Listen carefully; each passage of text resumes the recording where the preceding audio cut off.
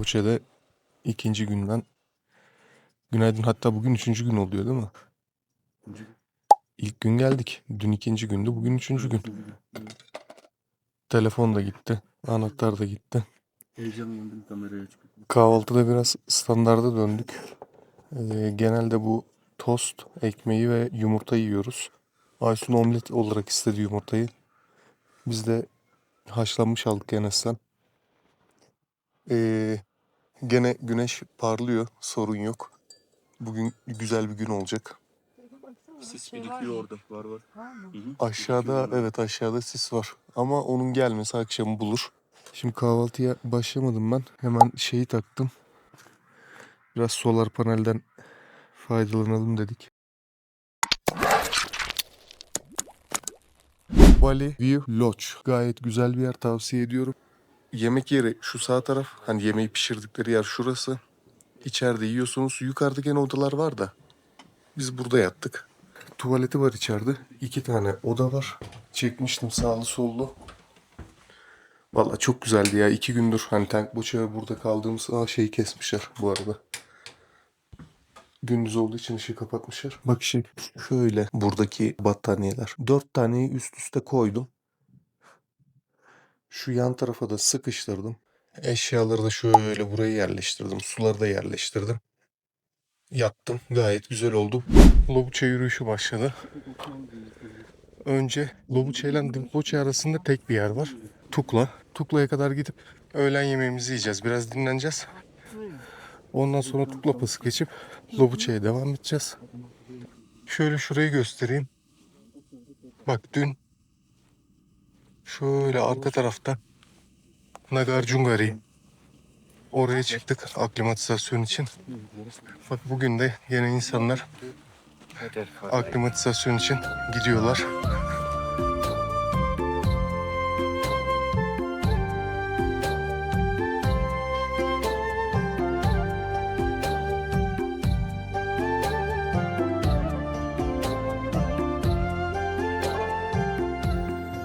Periçe dediğimiz yer burası. Bak buraya helikopter iniyor. Şöyle arkadan bir tane daha geliyor. Bu helikopter de şimdi Periçe'ye inecek. Bu iki helikopterin işi şu. Gorakşep'ten buraya hasta taşıyorlar. Gorakşep'te küçük bir klinik varmış. Oradan buraya hasta taşıyorlar. Burada eğer düzelirse sıkıntı yok ama genel olarak buradan da Katmandu'ya gönderiyorlarmış başka bir helikopterle. Birkaç otel var burada ama burası çok fazla rüzgar aldığı için tercih edilmeyen bir yer. Bak şimdi hastayı videoda görünüyordur muhtemelen indiriyor. Diğeri de işte bir tur attı. Onu bekliyor. Bu iki helikopterin renk olarak da belli zaten bunlar. Dünden beridir görüyoruz. İşi bu. Başka bir işi yok diyebilirim. Fotoğraflar güzeldi aynen. Güzeldi. Yani çirkin insanı güzelleştirir. Evet.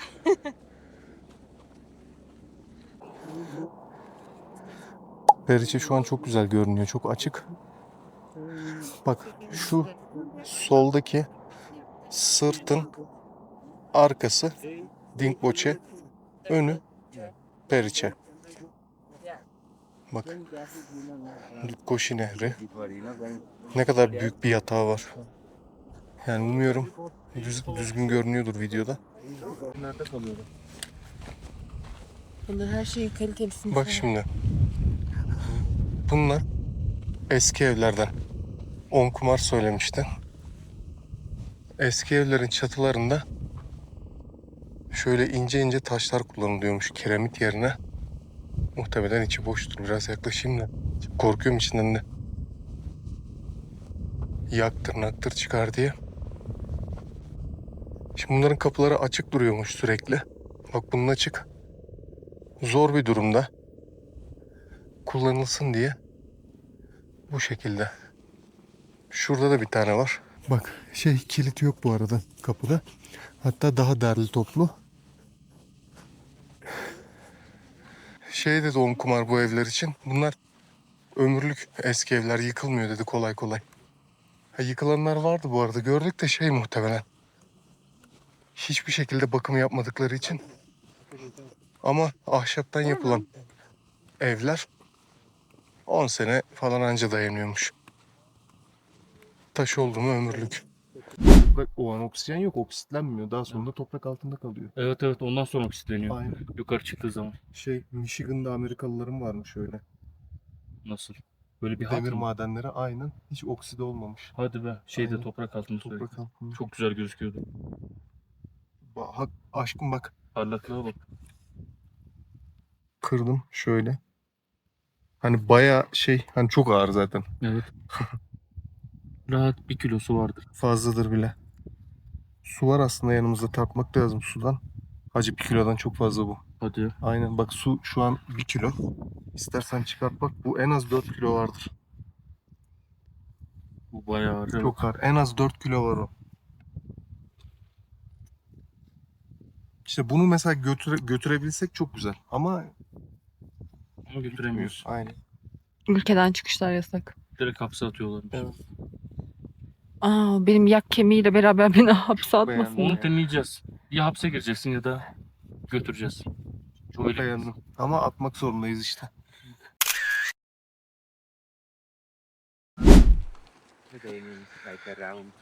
Tukla göründü. 10.30. Saat 10.30. 2 saatte buraya geldik. Ama çok muhabbetle geldim. Aynen. Çok. Zaten genel olarak biz çok yavaş geliyoruz. Hız olarak da yavaş, bir de çok fazla fotoğraf ve video içinde duruyoruz. Tanıştığımız insanlarla da konuşuyoruz aynen. Hani keyfini çıkartıyoruz, öyle söyleyeyim. Haldır haldır gitmenin bir mantığı yok zaten.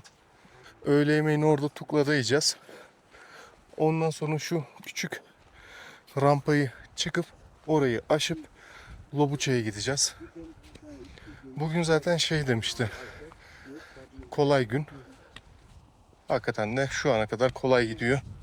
Hani genelde Tukla 3 saat sürüyor gibiydi. Aslında dediği öyleydi de 2 saatte geldik biz, o kadar yavaş gelmemize rağmen. Genel olarak gruplar da ama Uhu. Bak ne kadar güzel geçti yukarıdan. Ne kadar alçaktan geçti. Kartal. Aynen. Dün mü önceki gün mü? Evet, ben geç fark ettim şapkadan. 2 tane otel varmış ana sezonda. Acayip kalabalık oluyormuş orası.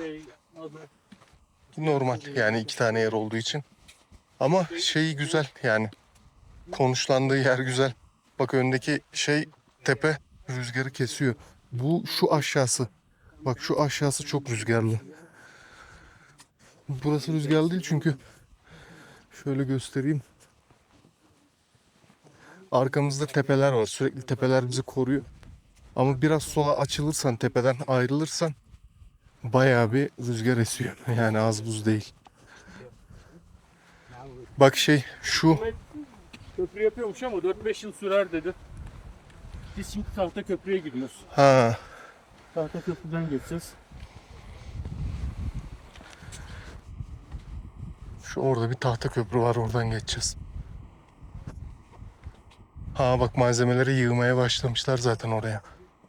Demirleri görüyorum. Nasıl aşındırmış bak. Şu 2 yerin arkasında Çolatse Gölü var. İşte zaten Çolatse.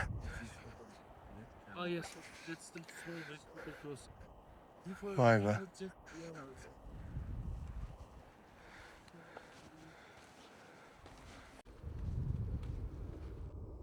Bak Omkumar'ın söylediği bu köprü inşaatı. İşte bu malzemelerin tamamı sırtlan geliyor, buraya taşınıyor ya da helikopterle geliyor. Haliyle onun içinde 3-4 sene sürüyor. Normalde yani çok zor değildir herhalde. Yani bir Türkiye şartlarında bu köprünün yapılması birkaç ayda olur. Ama burada işler zor. 4600 metrede, ki burası 4600 metre. Sen hem taşı burada kıracaksın. İşte çimento yok bu arada. Çimento şu taşları kırarak önce mıcır hale getiriyorlar. Mıcırı bir kullanıyorlar. Kalan tozları da çimento yapıyorlar. Şimdi soldan şöyle tahta köprüye doğru gideceğiz. up here, but you know that. Hep bütün köprülerde aynı materyali kullanıyorlar. Aynı tarz. Şu. Buraya getirmişler. Kaç sene sonra?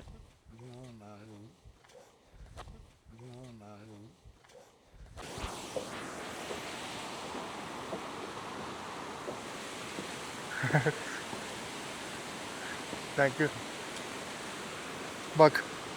Bura Dutkoşi. Görüyor musun nasıl buzlu? Ha. Şakır şakır buz.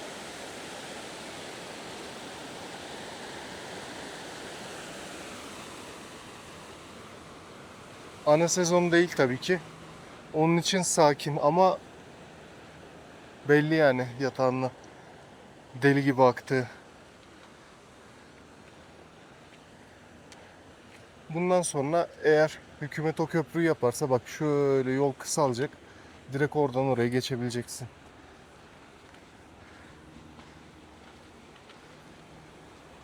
Belki ileride iznimiz olur, yeterli olursa 3 geçiş için gelirsek imkanların ve coğrafyanın ne kadar değiştiğine şahit olabiliriz. Ah şey akıyor, kaya akıyor sağdan. Sağdan kaya akıyor. Panik oldum, çekemedim. İçgüdü gereği korunma hissettim sadece. Haydi bay bay. Long trekking or mountaineering. Tukla'dayız. This one is Yemek yemek için. Siparişi verdik.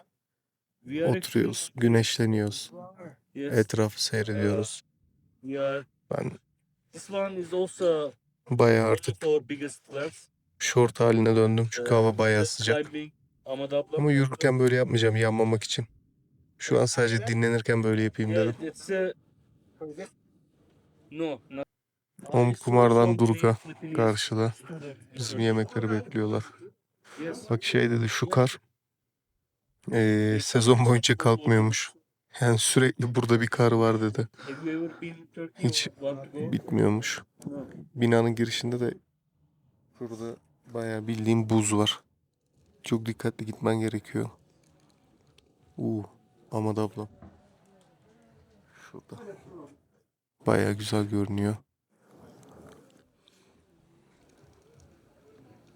İşte böyle. Hadi kapatalım.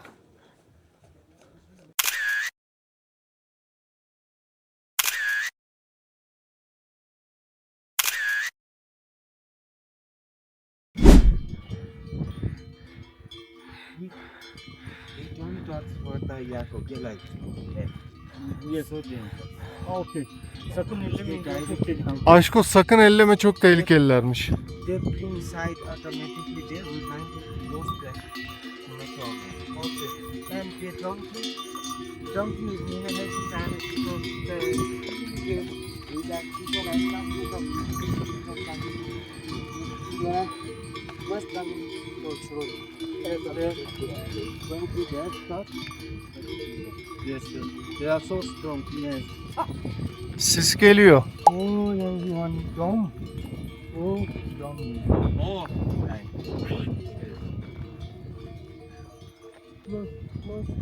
Hadi karım. Badile.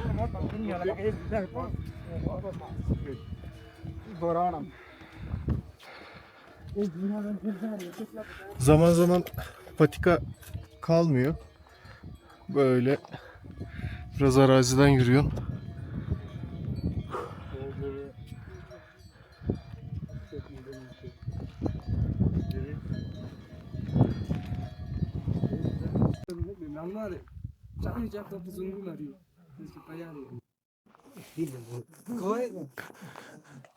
Burası Tukla Pass. Burada Everest'e çıkarken ya da çıktıktan sonra dönerken hayatını kaybeden insanların anılarının yaşadığı anıtlar var. Buradan sonra işler değişiyor işte. Yani buraya kadar farklı bir hava var. Ama şuradan sonra daha farklı bir hava var. Sıcaklık anlamında diyorum bu arada. Ha bak şu da Çolapas'a gideceğimiz yol. Taknak. Önce Taknak'a gideceğiz. O yol. Ne konuşuyorlar acaba? Mırıl mırıl mırıl mırıl. Jiple geliyorlar dedi. Ondan sonra tam biz iniyoruz aşağı. Aşağı Senin kayınpeder gidiyor hacı. gidiyor yine. Orada soluklanıyordu. Acık motoru sıkıştırdı o. Vallahi çatlatacak. Montu falan giydi, giymesin söyle ona. Giymesin, hava açıyor. Aynen.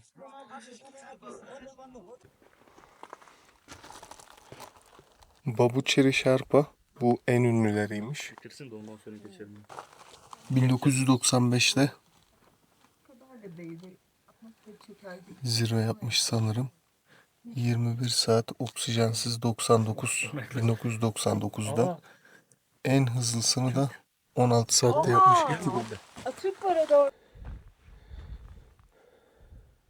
Her zaman Everest'te uyuyacak 2012'de.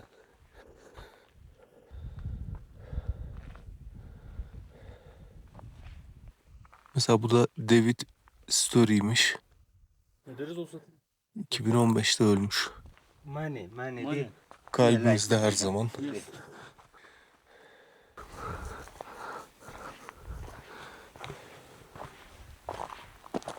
Mesela şuna bakalım. Any mountain have entered the Bhimbetka family cheese for this year. 2012. Family choose for the memories make you know. Maybe they wanna like a go to or here or but 2012, 2013, 2015. Bunlar Çinliler. Yani değişik bir bölge burası. Tabii ki bir amaç uğruna kaybedilen canlar. Olabilir belki hani burada yapmalarının sebebi. İşte bak hani eğer bir yanlış bir şey yaparsan işte sonun böyle olur. Hani iyi düşün. Eğer dönmek istiyorsan buradan dön gibi manevi bir şey de var. Anlamı da var. Everest'e çıkanlar için diyorum bu arada değil. Trekking yapanlar için değil. Ama sadece ölülerin olduğu şey değil. Ben bunu bilmiyordum tabii. Kumar söyledi. Bazı özel hani böyle özellikli insanlar için de yapıyorlarmış. Gibi şuradaki abi gibi. Nasıl mesela bizim Türk abinin yaptığı gibi. Hani bir anıt gibi de sadece ölüler için değil. Ben sadece ölüler için olduğunu biliyordum. İşte her gün bir yeni bilgi.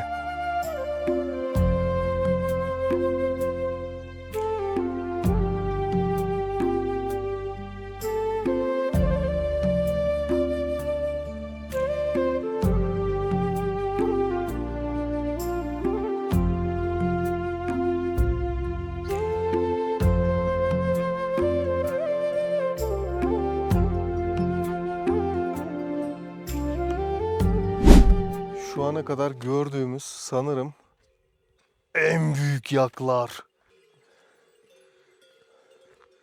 Allah bir boynuz vursa var ya ölürüm.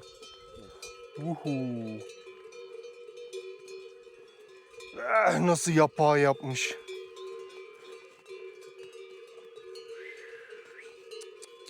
Abi çok büyük ya.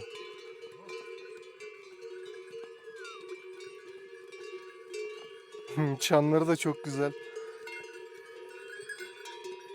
Ya kıyamam, ne hale getirmişler hayvanı, gibi.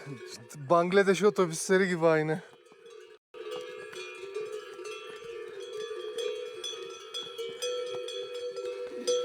Oo, arkadan da at geliyor.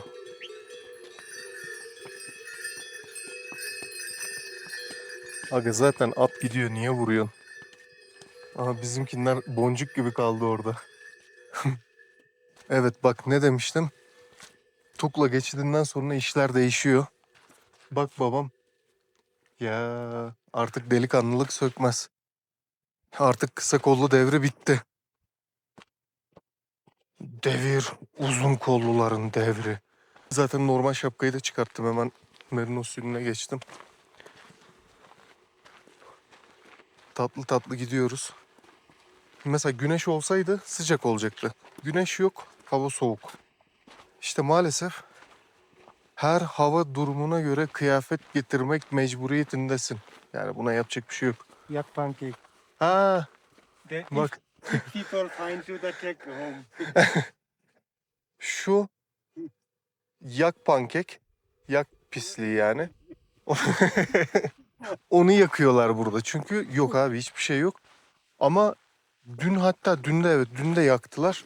Bayağı ısıttı. Yani öyle az buz değil. Biz eşyaları falan kuruttuk etrafında. Hani bence 2 saat falan çok, yani deli gibi sıcaklık vardı. Yanına falan yaklaşamıyorduk. Şimdi pası geçerken çok rüzgar vardı. Şu an iyi. Orada hatta Aysun montu, Aysun şeyi giydi. Rüzgarlığı vardı. Altında uzun kollu. Rüzgarlığı çıkartıp şeyi giydi. Fil polarını giydi. Ben polarla zaten yürümeye başlamıştım Tukla'dan beri. Mont giymeyi düşündüm ama giymek istemedim. Terlerim ederim diye. Üşüyorum ama şey değil bu üşüme. Hastalık üşümesi değil. Hani o, kendimi biliyorum o üşümeyi. Sırtım falan üşümüyor, sadece kollarım üşüyor. Bu arada şunun arkası, şu tepenin arkası Kumbu Glacieri. Onu da söyleyeyim. Buradan tabii görünmüyor. Tepeye çıkmak gerekiyor da onu da şimdi kim çıkar? Elbet bir yerden göreceğiz onu. Kalapatar'dan, oradan buradan.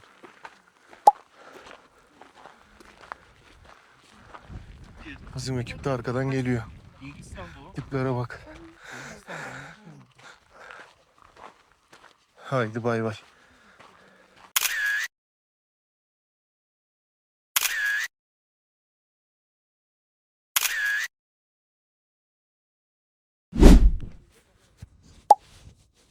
Lobuçe'ye geldik. Lobuçe böyle bir yer. Bizim kalacağımız otel burası. Fena değil. Fena bir otel değil gördüğümüz kadarıyla. Zaten burada şu an 9 tane otel var. 9. otel bizimki de. Hani düz mantık, en yenisi. Orada elimle gösterdiğim otel yeni yapılıyor. Önümüzdeki sezona yetişirmiş. Ya hava açık olsaydı çok güzel şeyler görebilecekmişiz buradan ama maalesef hava kapalı olduğu için göremedik. Ama yarın görürüz. Küçük bir yer, büyük bir yer değil. Ama beklediğimden daha büyük bir yer. Öyle söyleyeyim. Resimlerden falan, videolardan gördüğüm kadarıyla çok daha büyük. Ama burada şu an işler değişti. Yani artık kısa kollu, işte ne bileyim, ince içlik. Ha, içlik derken bu arada gün içinde yürürken hiç daha içlik kullanmadık. Gece için diyorum. Onun devri bitti. Artık biraz daha dikkatli olmamız lazım. Şöyle gene bir kere daha etrafı göstereyim. İçeriye doğru gireyim artık çok üşümeden. Bay bay. Ha, ufaktan içerisini de göstereyim size. Bu kapalı vardı, tuvalet kullanılmıyor. Şimdi artık burada hemen hemen her şey paralı. Bak, şarj için söyleyeceğim. Telefon Powerbank 1500. Telefon 700 rupi. Diğerleri de 500'den 3000 arasında değişiyormuş. Şeyi de çekerim. Menüyü de çekerim sonra. Aha, bizimkiler dinleniyor. Ama şu ana kadar çok şükür herhangi bir sıkıntı yok. Umuyorum bundan sonra da olmaz. Hemen hemen şu an hepimizde hafif bir baş ağrısı vardı. O da rüzgar arkadan esiyordu. Enseye vuruyordu direkt. Haliyle çantanın ağırlığı, rüzgarın şeyi. Allah kahretsin. Burada. Sen ciddi misin? Aynen. Hayvan gibi konuşanlar burada. Allah kahretsin. O yüzden mi dedi? Lanet olsun, kapatıyorum. Lobuçe'deki odamıza geldik. O da ilk girdiğimizde bildiğin sauna gibi yanıyordu. Odanın genel kalitesi güzel. Otel de güzel, lodge da güzel. Eğer bir tane daha ee, yorgan verirlerse ben bugün 3 yorganda yatarım diye düşünüyorum. Şu an iyi çünkü altı. Yorganın içi sıcak. Aysun da gene Never Summer'da yatar muhtemelen. Muhtemelen demeyeyim öyle yapar. Buraya kadar öyle yaptı. Lobiç'e de vazgeçecek hali yok yani. Yemek siparişini de verdik. Burası biraz kalabalık. Dediğim gibi 9 tane otel var. Gorakşep'te de 5 tane varmış. Bayağı kalabalık olacak. Biraz plan yaptık bugün. Şöyle dedik, eğer kendimizi bu gece kötü hissedersek Gorakşep'te yarın kalmayacağız. Gideceğiz ana kampa, geri döneceğiz. Burada gene Lubçe'de kalacağız. Ertesi günde Kalapatar'a gidip gene geri döneceğiz. Lubçe'de kalacağız. Ama iyi hissedersek kendimize, herhangi bir sorun olmazsa Gorakşep'te kalacağız. Ama bu işte bu gece geçireceğimiz duruma bağlı. Bir de burası şey ya, Gorakşep'e göre daha iyi. Yani şartları, imkanları daha iyi. O açıdan da iyi aslında biraz da. Omkumar zaten şey diyor. Yani ışıkta da gideriz diyor. Işıkla hani kafa feneriyle de gideriz. İstersek gece de döneriz. Yani ben diyor buraları iyi biliyorum. Sorun yok. Önemli olan diyor sadece şey. Hani havanın güzel olduğu zaman bir şeyler yapalım ki etrafı görün diyor.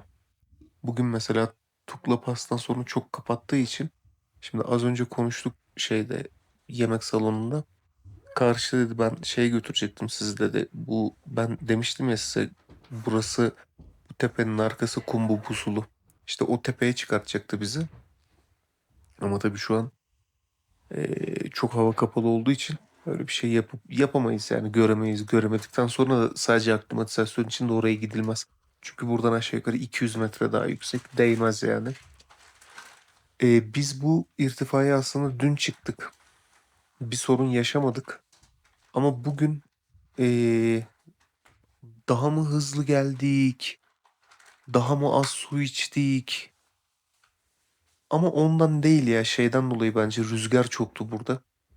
Bir de rüzgar arkadan vurdu. Ensemize vurdu. O biraz başımızı ağrıttı bizim. Çünkü şu puls oksimetreyle baktık orada otururken, herhangi bir sıkıntı yok. En düşük benim çıktı sanırım 79. Aysun'un 79. Enes'in de 85 çıktı, en iyi o. Kumar'ın da öyle 85-86 falan çıktı. Öyle yani, bir sıkıntı yok. Bakalım işte şimdi yemek saatini bekliyoruz. Geldiğimiz gibi şey yaptık, dedim ya, oda sıcaktı. Sıcak olduğu için şu vücut mendilleriyle bir sildik kendimizi. Ki hakikaten sauna gibiydi yani içerisi. İyi ki de yapmışız. Şu an çok soğuk. Yapmazdım, uğraşmazdım yani bu soğukta. Öyle yemeği bekliyoruz. Görüşmek üzere. Hadi bay bay. Ya Yarmık'ın abla hoş geldin. Yemeğe niye çağırmıyorsun beni kardeşim? Abla çağıracaktık da yetti. Yes kardeşim. Lobuçe'de akşam yemeği. Ne söyledik? Patatesli, sebzeli pilav. Yumurtalı haşlanmış patates. Domates soslu makarna. Tabii ki de öğlen içmedik bu arada. Burasının şeyi daha iyi demişti Omkumar. Garlic soğapı. Garlic soğap neydi ya? Sarımsak çorbası. Burada içtik. Öğlen içmedik. Yani burada içtiğim en güzel sarımsak çorbasıydı. Çok güzeldi. Eğer Lobuçe'de buranın ismi neydi hacı? Ekoloç Lobuçe'ydi sanırım, evet. Ekoloç. Aynen. Himalaya Ekoloç Lobuçe. Himalaya Eko Resort. Himalayan Eko Resort Lobuçe. Buraya gelirseniz kesinlikle sarımsak çorbası için. Ha burada durursak bir kere daha ben kesinlikle sarımsak çorbası içerim, öyle söyleyeyim. Çok beğendim. Evet. Çok güzel. Çok beğendim. O zaman afiyet olsun. Ha bu arada sadece şey değil. Bu güzel değil. Hani genel konsepte yemeklerin hepsi güzel. Çok göstermek istemiyorum. Ben daha alışamadım da. Dur bakayım olacak mı? Heh. Şöyle. Yan tarafta şey var. Pizza mükemmel görünüyordu, öyle söyleyeyim. Mükemmel görünüyordu. Herkes diyorsun da bilemez. Gerçekten kendimi çekeyim. Bir tam üçe bölünmek istemiyorum. Dur bir dakika, şu an kaşık kavgası var. Bölme kavgası, bana hak geçirmeyin. Ha, tamam ya, hadi senin olsun onun hepsi. Aysun domates soslu makarnayı çok severim kaç gündür. O biraz Tenkboçe'deki yerden dolayı aslında. Tenkboçe'deki yerde çok güzel gelmişti. Aynısı oldu benim. Hiç de aynısı olmadı. Ama sarımsak çorbası abi çok iyiydi ya. Şimdi afiyet olsun.